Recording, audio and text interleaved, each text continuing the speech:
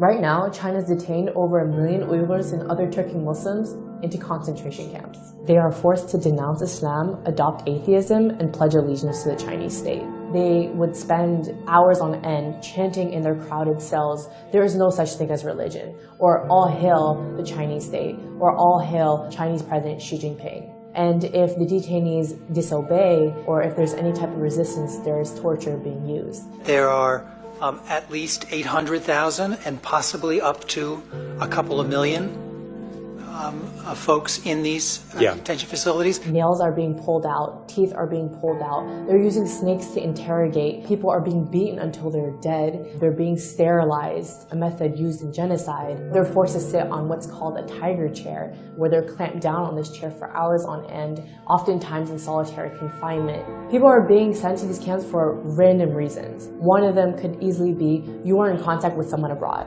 You have a family member abroad. You engage in religion. So if you pray, if you mention the word God in your speech, if you fast, any type of indication that you are practicing religion, that is enough for you to be sent to the camps. And thousands of people have actually been transferred from these camps to prisons. One of my relatives in early 2017 got put inside one of these camps. Last November, he came out dead. One of my relatives got sent to a camp because he went to the United States to attend my cousin's wedding in 2014. Last August, he got sentenced to 15 years of prison. Many of my relatives, we don't know if they're alive or dead. And there's not a single Uyghur who doesn't have at least one family member in these camps or some form of detention or prison.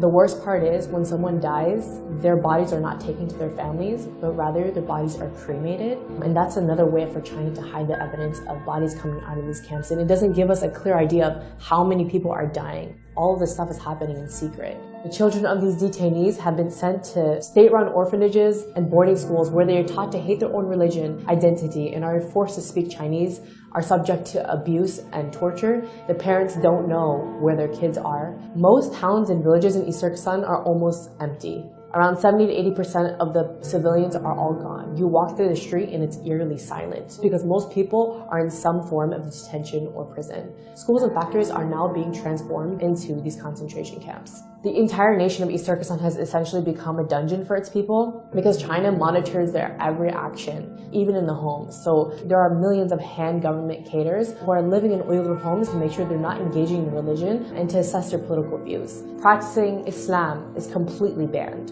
So for me to even say something like, "Oh, I'll see you tomorrow, God willing," is prohibited because you said the word God. Even having an Islamic name is a crime. So you have to change your name from a name like Muhammad or Fatima to an ethnic Han name. Thousands of Uyghur women are also forced to marry ethnic Han Chinese men. And this is another way to get rid of the next generation of Uyghurs. So why is China cracking down on Uyghurs and Turkic Muslims specifically? East Turkestan is really rich in minerals and resources, so by putting people into camps and basically carrying out an ethnic cleansing, China is attempting to maintain tight control over the mineral-rich land. You might wonder why the world has been really silent about this whole issue, and it's because of a few reasons. Number one, China has tightly controlled its media, so a lot of what's happening can't really be revealed outside to the rest of the world. Number two, even when people know about it, or even when governments know about it, they are forced to remain silent due to Chinese pressure and their economic and strategic ties to the country. So the question is, what can you do?